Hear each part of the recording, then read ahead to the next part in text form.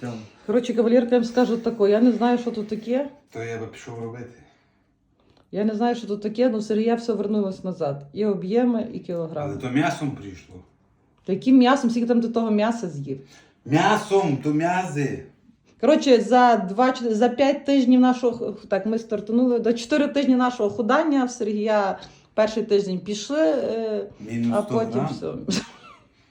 Коротше, А я об'єми все не подобавлялися, як так, йо-моє. А тут взагалі, а ні, 39, рука 39 вернула, шия 43. Все таки так якби на перший день. То що таке? Нога. Нога? А звідки в нозі мене? А, бо я носив.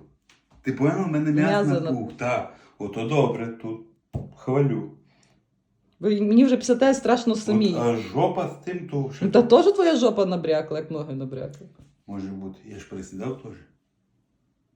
Ну давай зараз це Поржем, давай з тебе поржем, давай.